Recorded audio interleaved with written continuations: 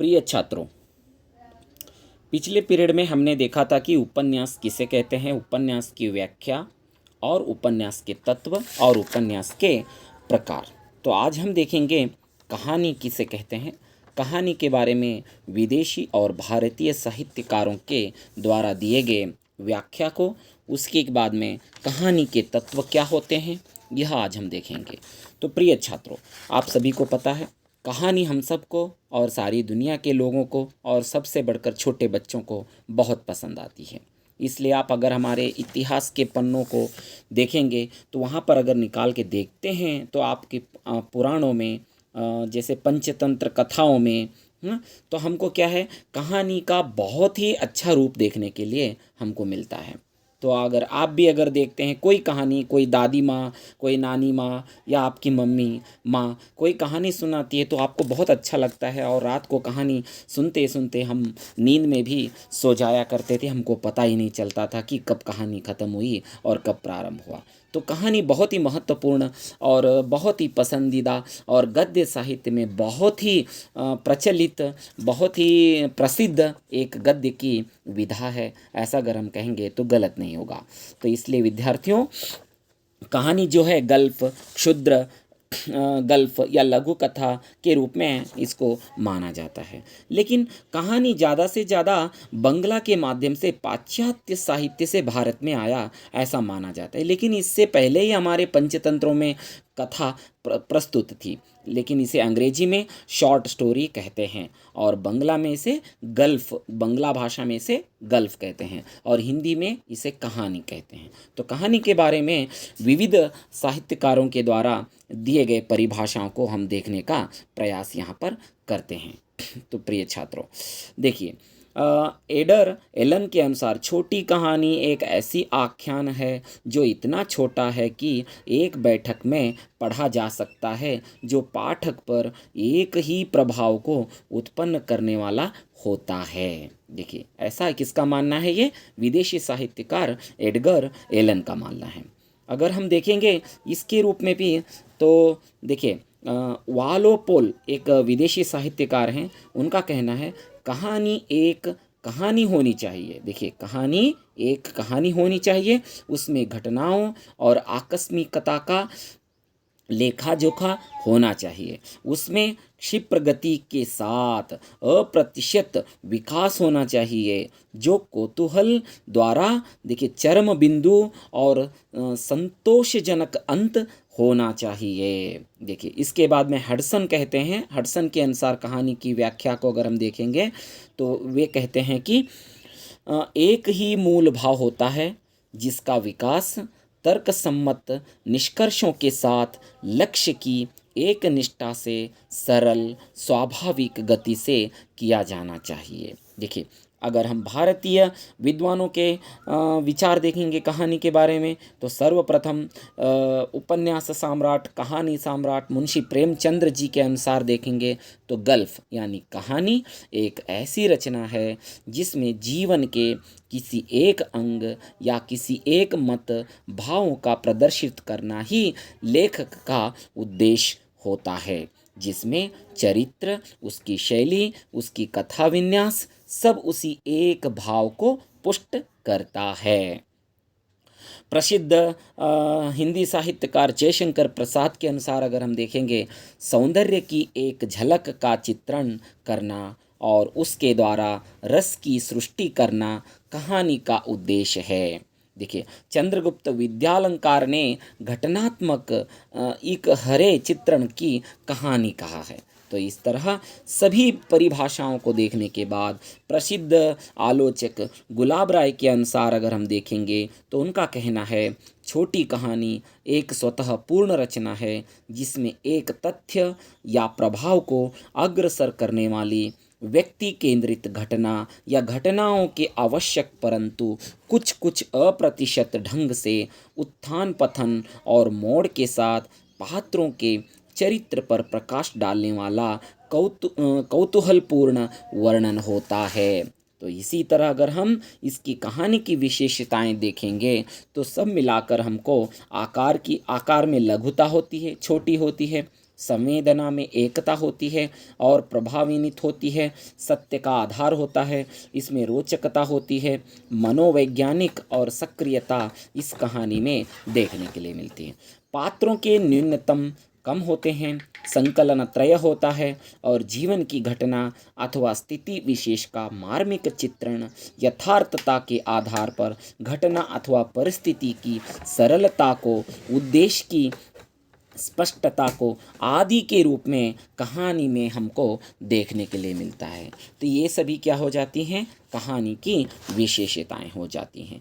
तो अगर हम कहानी के तत्व यानी कोई भी कहानी लिखना है तो उसमें मुख्य रूप से हमको फाउंडेशन के रूप में क्या क्या चाहिए। जिस तरह घर बनाने के लिए अन्य वस्तु ज़रूरत होती है, उसी तरह कहानी को निर्माण करने में, लिखने में भी हमको बहुत सारे प्रमुख तत्वों को ध्यान में रखना होता है। तो उसमें प्रमुख तत्व है कथा वस्तु। आपके पास एक कथा वस्तु होनी चाहिए, एक रोचक कहानी होनी चाहिए और उस कहानी का शीर्षक भी क्या होना चाहिए, बहुत ही छोटा होना चाहिए, सरल होना चाहिए। क्योंकि उस कहानी का शीर्षक यानी टाइटल देखते ही हमको पता चलना चाहिए कि कहानी में कुछ है। देखिए आजकल के सिनेमा क्या हो गए हैं, टाइटल कुछ अलग ही होता है और स्टोरी कुछ अलग ही होती है। तो उसी तरह यहाँ पर शीर्षक क्या होना चाहिए, बहुत ही सरल होना चाहिए, विषय के अनुकूल होना चाहिए, आकर्षक होना चाहिए, नवीन होना चाहिए, लघु होना चाहिए यानी छोटा होना चाहिए।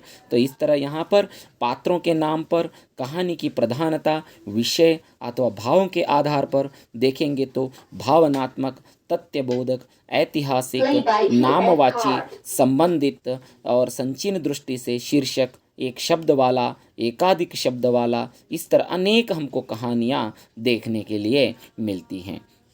जिसमें प्रमुख रूप से प्रेमचंद की कहानी कफन, सवा सेर गेहूँ उसने कहा था। देखिए यहाँ पर कफन, देखिए नाम बहुत छोटा सा है, सवा सेर गेहूँ देखिए नाम बहुत छोटा सा है, लेकिन इसमें कुछ तथ्य छुपे होते हैं।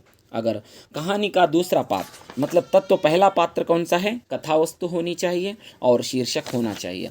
दूसरा यहाँ पर पात्र और चरित्रण, कहानी में पात्र बहुत छोटे होने चाहिए। ऐसा नहीं है कि पात्र बहुत बड़े हों और पात्रों की संख्या भी बहुत छोटे कम होनी चाहिए, 2, 3, 4, 5 बहुत हो गया। इससे ज़्यादा अगर कहानी में पात्र हो जाते हैं तो वह रोचकता नहीं रह जाती है। इसलिए कहानी में पात्र और चरित्र चित्रण होना चाहिए। 3, 4, 5 पात्रों के अंदर अंदर, 2 पात्रों के अंदर अंदर, 3 पात्रों के अंदर अंदर अगर हम कहानी को संपूर्ण करते हैं तो बहुत ही उत्कृष्ट कहानी बन जाती है। और इसके बाद में तीसरा यहाँ पर इसका प्रमुख तत्व होता है कथोपकथन, यानी कथोपकथन मतलब कथा तो चलती है लेकिन उसमें एक छोटी सी कथा भी जुड़ जाती है। उसमें डायलॉग्स होते हैं और वो सभी क्या होते हैं, सांकेतिक होते हैं, आकर्षक होते हैं, चमत्कारपूर्ण होते हैं, भावना रूप होते हैं, पात्रों के अनुकूल होती हैं तथा परिस्थिति के अनुसार भी होती हैं।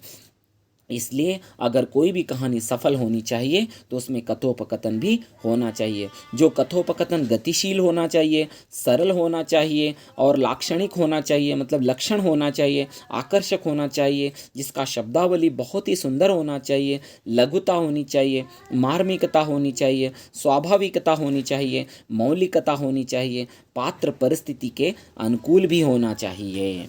जिसलिए यहाँ पर कथोपकथन यहाँ पर प्रमुख रूप से हो जाता है। इसके बाद में वातावरण, देखिए वातावरण, देश काल और वातावरण बहुत ही महत्वपूर्ण दृष्टि है। कोई भी कहानी ले लो, उपन्यास ले लो, नाटक ले लो, हर किसी में क्या है, ये तत्व आते ही आते हैं।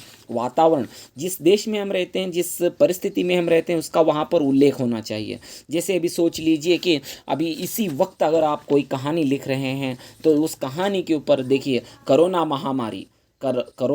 महामारी, देखिए इसका भी उल्लेख आपकी कहानी में आना चाहिए। क्योंकि आप इस वक्त 21वीं सदी में 2021 में और यहाँ पर मई के महीने में कहानी लिख रहे हैं तो उसका भी थोड़ा उल्लेख वहाँ पर आना चाहिए। इसलिए जिस देश में, जिस परिस्थिति में, जिस काल में हम रहते हैं, वहाँ की परिस्थिति तथा वातावरण का उसमें उल्लेख बहुत ही होना चाहिए। सांस्कृतिक, राजनीतिक, आर्थिक स्थितियों का भी चित्रण होना चाहिए। और नेक्स्ट अगर हम देखना चाहेंगे तो कहानी के तत्वों में भाषा शैली बहुत ही महत्वपूर्ण रखती है। भाषा उसका बहुत ही सरल होना चाहिए, क्योंकि अगर भाषा कठिन भाषा में लिखेंगे तो पाठक उसे समझ नहीं पाएंगे। इसलिए भाषा सरल, रोचक, स्वाभाविक, मार्मिक, देखिए तीव्र अनुभूतियों को देने वाला, गतिशील होने वाला भाषा होना चाहिए। इसलिए भाषा के भावों को देखने से कहानी सरल रूप से समझ में आ जानी चाहिए। और अगर कहानियों का अगर हम विंगड़न करते हैं तो वहाँ पर देखें हैं आत्मकथात्मक कहानी, देखिए कथात्मक शैली कहानी, संवादात्मक शैली कहानी, पात्रात्मक शैली कहानी, डायरी शैली कहानी, देखिए और मिश्रित शैली आदि कहानियों को यहाँ पर हमें देखने के लिए मिलता है। इसलिए कहानी के शैली के प्रकार देखेंगे तो बहुत सारे विषय के अनुसार बदल जाते हैं। कहानी का उद्देश्य, देखिए कहानी का उद्देश्य भी क्या होना चाहिए। देखिए कोई भी कथा ले लीजिए, उसका उद्देश्य क्या है, क्यों लिख रहे हैं आप, लिखने का उद्देश्य क्या है, क्या समझाना चाहते हैं पाठकों को। हाँ, आपके कहानी के माध्यम से आप क्या दिखाना चाहते हैं समाज को, समाज में क्या परिवर्तन लाना चाहते हैं।